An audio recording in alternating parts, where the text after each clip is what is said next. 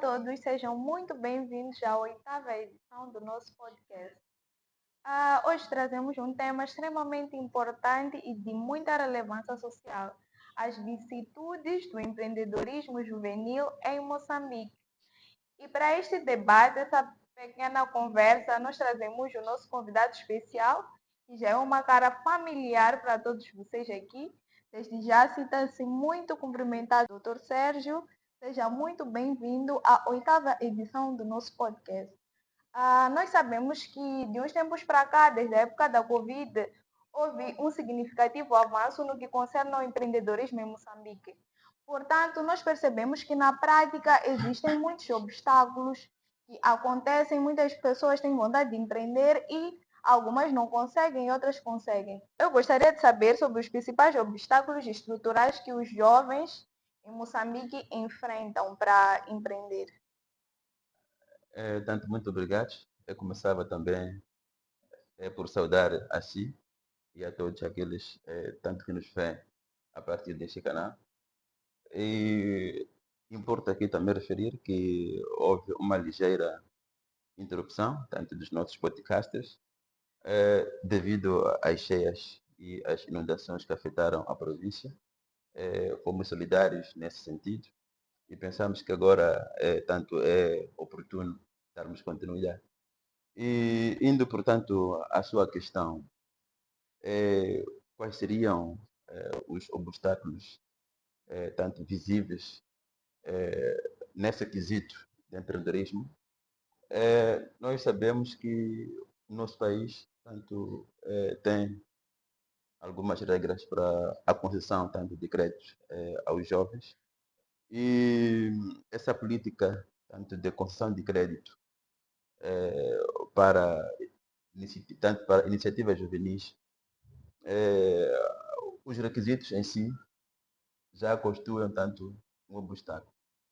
O que se tem visto no nosso país, tanto em relação a essa componente, é que há muitos requisitos que são exigidos para que os jovens reúnam e a partir disso tanto possam aceder a este financiamento. E como tanto nós sabemos, há tanto um histórico que é exigido no jovem. Mas nós percebemos que este jovem que sai da escola também não tem garantias que possam dar resposta a esses requisitos. Daí que torna-se difícil para o jovem tanto empreender, sem, no entanto, ter este valor inicial. E os próprios jovens também vêm de famílias humildes, como se diz na gíria, não é? Com poucos recursos para o início da atividade. Então, tanto fica difícil ter tanto apoio para a materialização então, desta iniciativa. E outros obstáculos são culturais, a falta de formação adequada para dar seguimento tanto ao negócio que pretende fazer. Daí que tanto essas constituem uma parte das vicissitudes para, portanto, desenvolver o empreendedorismo no nosso país. E acha que esses obstáculos são mais econômicos, políticas públicas ou da preparação dos jovens propriamente dita? São de vários âmbitos, não é? Primeiro, são as políticas públicas, como eu estava aqui tanto a referir-me, de que as nossas políticas, por vezes, prejudicam o próprio jovem, não é? Os requisitos por si só que são solicitados para que este jovem aceda a esse financiamento. Nós não podemos olhar apenas o jovem da cidade. Tem aquele jovem do meio rural. Não é? Só a própria informação para chegar até lá é um grande obstáculo. Não é? Então, nós temos também políticas econômicas que os bancos, para darem um apoio, exigem certas garantias. São as garantias que esse jovem também não tem. Não é? Até porque eu chego a pensar que a dada altura era necessário que, se quiséssemos dar apoio aos jovens, fôssemos mesmo lá nos bairros, reunir os jovens, ver o que faz, o que não tem, o que tem, e começarmos a partir daí a selecionar. Porque se dependermos desses requisitos, vamos sempre ter um punhado de gente que vai se beneficiar em detrimento da maioria que não vai ter acesso a este financiamento. Então, assumimos que esses obstáculos têm várias dimensões. Tem as próprias políticas públicas, tem a parte econômica, que é essa parte dos jovens terem que ter um investimento inicial, o que não é concedido devido à dificuldade do acesso ao crédito, e tem a preparação do jovem propriamente dita. E acha que o governo incentiva o empreendedorismo juvenil e se sim, de que forma? O primeiro incentivo é da própria matéria, tanto que é dada nas universidades, não é? Quer nos institutos, quer tanto nas universidades. Só o fato de termos cadeiras ou cursos que estejam a ministrar esta ciência é um dos maiores incentivos. E também há projetos que, tanto de financiamentos juvenis, não é? Que o governo tem levado a cabo. Nós já ouvimos falar do FDD, Fundo Distrital de Desenvolvimento, também tem uma percentagem para jovens. Não é? Temos o FIDEL agora, Fundo de Desenvolvimento tanto local, econômico local, também tem uma componente, tanto para jovens. Temos o FAIS, tanto que é um fundo do Ministério da Educação. Temos Meu Kit, Meu Emprego. Portanto, são vários projetos que o governo tem levado a cabo para dar, portanto, apoio ao jovem. E também tem programas de formação, de capacitação. Até porque nesses projetos que eu aqui fiz menção, quando o jovem tanto tem acesso ao financiamento, beneficia-se de uma formação para que ele consiga gerir tanto o seu negócio da melhor forma possível. Não é? Daí que há várias formas que, de facto, o governo encontra para dar apoio aos jovens. Bem, durante sua abordagem, o Dr. Sérgio deixou cá ficar que uma das principais dificuldades, um dos principais obstáculos é o sistema financeiro em si. Então, eu gostaria de saber se o sistema financeiro moçambicano facilita ou dificulta o acesso ao crédito. Em parte, dificulta. Não é? Como deve saber, o sistema financeiro moçambicano tem as suas exigências. Não é? Só a quando das cheias ou das manifestações, falou-se aqui de alguns fundos que estariam disponíveis, não é? Mas se tu vais a uma banca para perceber como é que esses fundos são acedidos, vais perceber que se calhar não sejam para si, seja para um outro tipo de pessoas, não é? Mas também nós sabemos que hoje em dia tem algumas plataformas digitais que também ajuda nesse sentido, de aceder várias formas ou vários tipos de financiamento. Daí que os jovens, além de só tanto ir ao encontro das instituições formais do governo, podem também associar-se a essas plataformas digitais para ter acesso. Mas também tem organismos internacionais. Não é? E é daí que também alguns burladores se aproveitam disso. Por isso que nós vemos aí nos WhatsApps, não é? Algumas burlas, porque as pessoas já perceberam que tem organismos internacionais que concedem tanto ao crédito e a partir daí também, a partir de má fé, acabam burlando as pessoas. Mas tudo isso para dizer o quê? Para dizer que os jovens têm alternativas, não é? Têm alternativas. E se o sistema financeiro, tanto moçambicano, for exigente, tanto tem outras saídas nisso que eu tanto fiz menção em relação às plataformas digitais. É que mesmo nessas outras alternativas também existem critérios que lá são exigidos por eles e na maior parte os empreendedores, né, não possuem esses quesitos que eles exigem. Então, eu gostaria de saber como é que o governo poderia inverter no sentido de o sistema financeiro ser mais acessível, de forma a permitir e incentivar cada vez mais o empreendedorismo juvenil. Se olharmos nessa vertente, a minha sugestão era que fôssemos mesmo aos bairros, reunir os chefes tanto dos quarteirões, reunir os jovens locais e a partir de lá selecionar, porque se dependermos tanto de critérios, os requisitos sempre vão beneficiar aqueles que estão nas cidades, que têm mais informação. Mas os outros que estão tanto noutras margens, podem não se beneficiar por conta da escassez de informação. Não é? Primeiro é informação que não tem. E depois dos requisitos. Então, é necessário que nós saibamos que estamos num país em que a pobreza é acentuada, não é? Poucos têm conhecimento, outros nem por isso. Então, é necessário que se vá à fonte, não é? A partir do chefe dos quarteirões, tanto dos bairros, selecionar aqueles jovens que se mostram tanto com algumas ideias para dar apoio. Só assim é que vamos minimizar tanto essa problemática.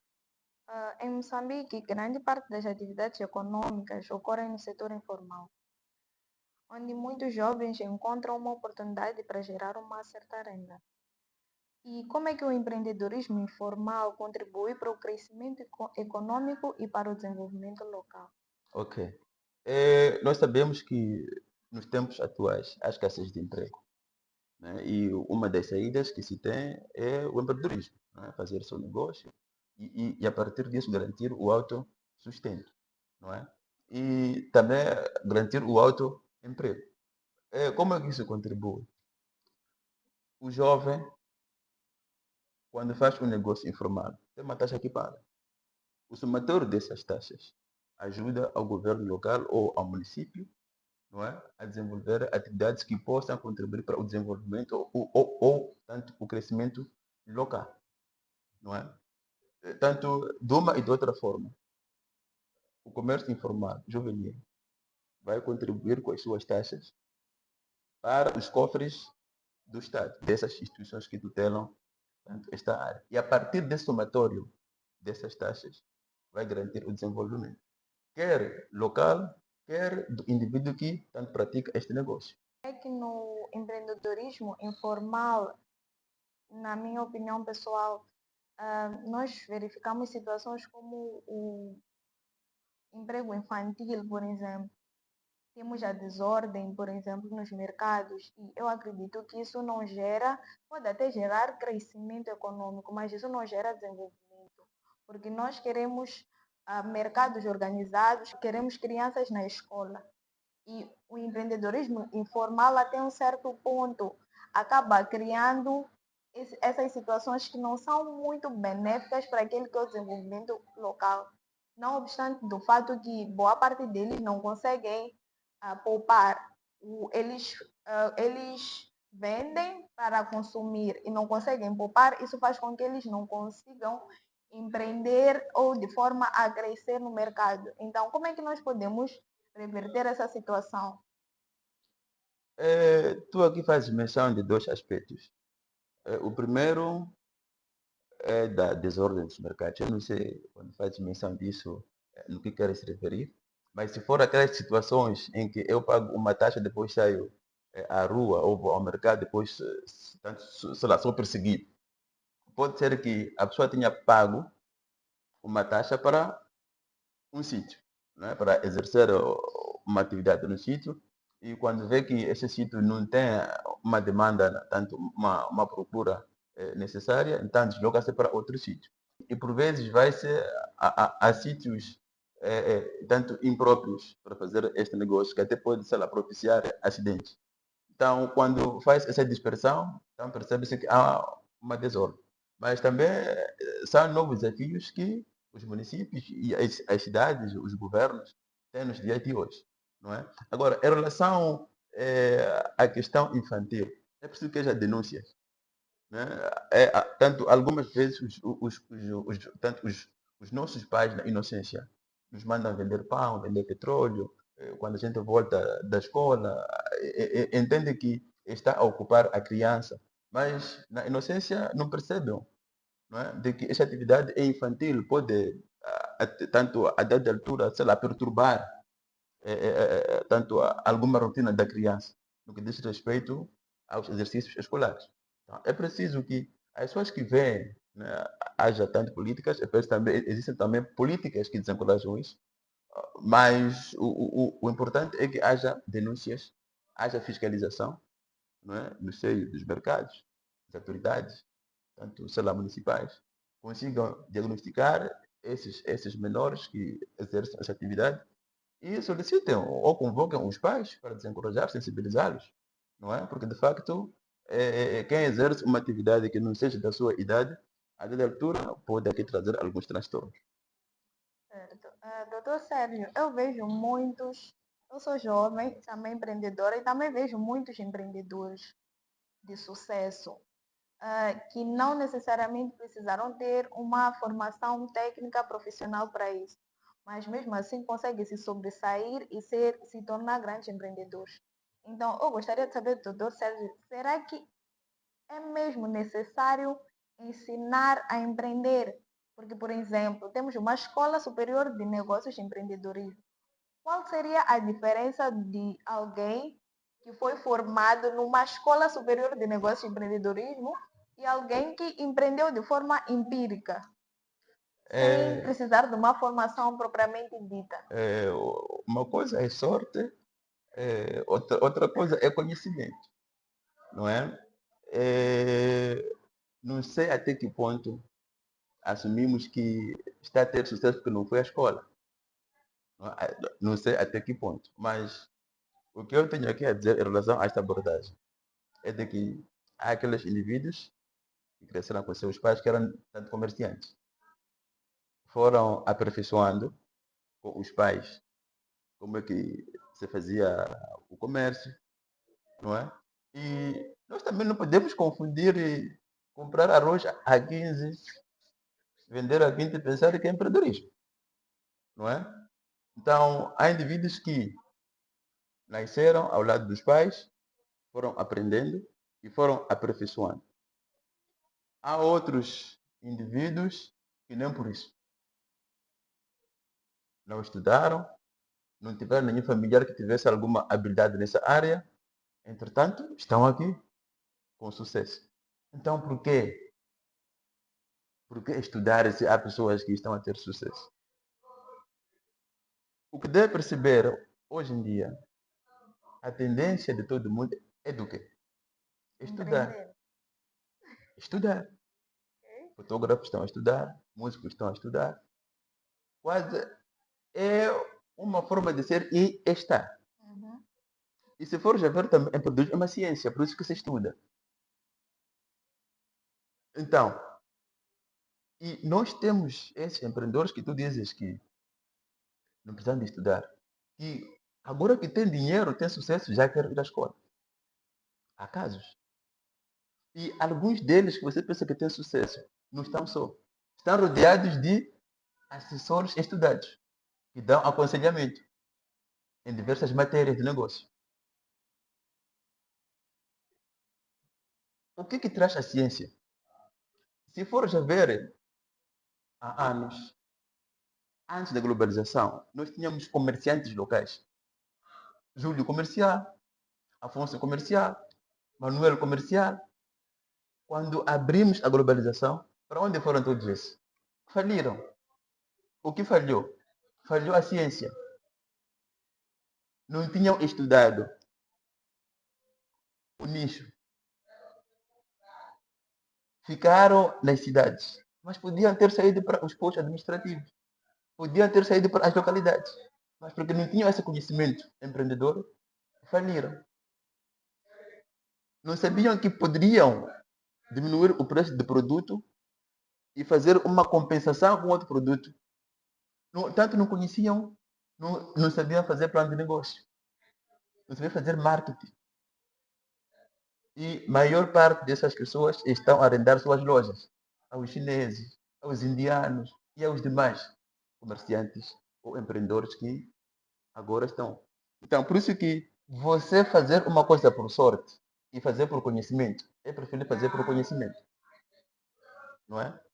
Então, não se pode olhar de que se eu vou à escola, há pessoas também que herdaram a riqueza dos pais e deram continuidade, um input, uma umbrella ali assim que apareceu e tiveram sucesso. Mas não estão só, tem pessoas a seu redor estudadas que dão auxílio. Daí que é importante estudar. Ok. E só para veres também, nessa situação, há narrativas que fundamentam de que o insucesso de vocês que estudam esses cursos é porque só estão aprendendo no ensino superior. Uhum. Então, vocês estudam para o emprego, não para empreender. Por isso que nós temos empreendedores. E até dão seus testemunhos em simpósios de que tem sucesso. Mas quando vamos a anúncios de vaga, estão lá concorrendo. Mas por que está a concorrer? Se tem sucesso. Já, já deu o seu testemunho que está a conseguir sucesso. Então, há uma questão da cultura. A nossa cultura ainda não interiorizou de que pode-se viver empreendedorismo, não é? Então, nós achamos que sempre temos que ter um sítio seguro. Mas hoje em dia não há sítio seguro. Se você for funcionário público, cometer uma infração, vai ser expulso. Como é que é seguro? Então, é importante ter o conhecimento, sim. É importante ter o conhecimento, porque você vai saber se agora está a chover, o que devo vender? Se agora está a fazer frio, o que devo vender? Se o mercado está renhido, o que eu faço? Se aqui já não tem rendimento, que negócio devo fazer? Você vai pensar nas cestas, não é? Em que tu tens vários potes de produtos diversos, não é? Não ficar sufocado tanto no negócio, vai diversificar. Portanto, você já deve ter conhecimento. Agora, se alguém foi à escola e faliu o negócio, é ignorância, porque aprendeu. Não é como esse que não aprendeu, mas você anda a falir. Até porque, indo a essa ideia, algumas universidades consideram algum financiamento aos seus estudantes, tanto finalistas, do curso de empreendedorismo. E, curiosamente, tanto a maior parte deles faliu. Faliu, mas tinha lá as ferramentas, estava lá o conhecimento, não é? Então, foi daí que surgiram algumas correntes tanto que defenderam de que o fato de eles terem falido os seus negócios enquanto tanto estudantes desse curso de empreendedorismo deve-se ao fato de eh, tanto esta cadeira ou esse curso ser ministrado no ensino superior.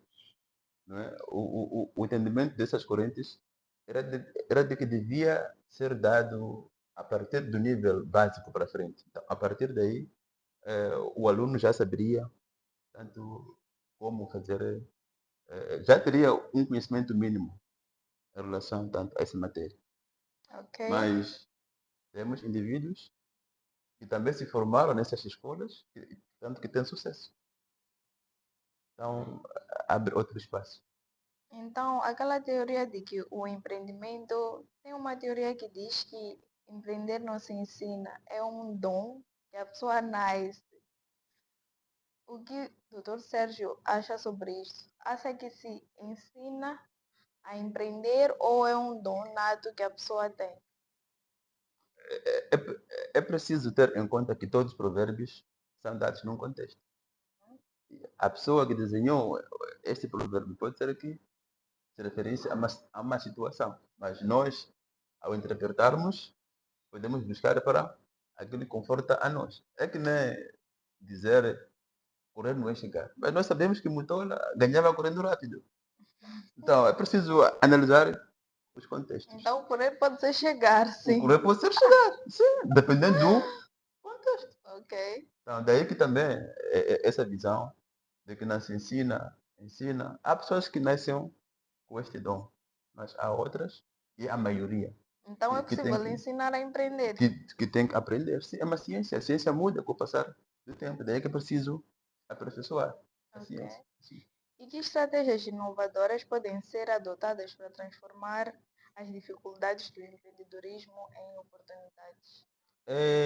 Algumas estratégias seria a formação de incubadoras, não é? Penso que está a acontecer noutros quadrantes do país, em que está lá a incubadora, portanto, a maior parte dos jovens estão lá e a partir delas têm toda a informação, não é? Ficam a par da situação atual do país em relação a essa matéria. Outra estratégia é a criação de sinergias entre eh, as universidades com o setor público, as universidades com o setor público e com o governo, não é? e também fazer com que os jovens estejam mais próximos a essas plataformas digitais, não é? Então, a partir daí, pode-se aqui criar essas oportunidades para que os jovens, de facto, aprimorem ou aperfeiçoem o empreendedorismo e tenham sucesso, portanto, a partir disso. Doutor Sérgio, muito obrigada pela disponibilidade de partilhar sua experiência e conhecimento. Considerações finais. Muito obrigado. As minhas condições, tanto finais, seria formar jovens, melhor que transformem os desafios em oportunidades. Só assim é que vamos nos tornar empreendedores. Até porque nós também que estamos aqui somos empreendedores, por isso temos essas ideias inovadoras. E esta foi a 8ª edição do nosso podcast. Muito obrigada a todos que ficaram ligados e que assistiram. Até a próxima.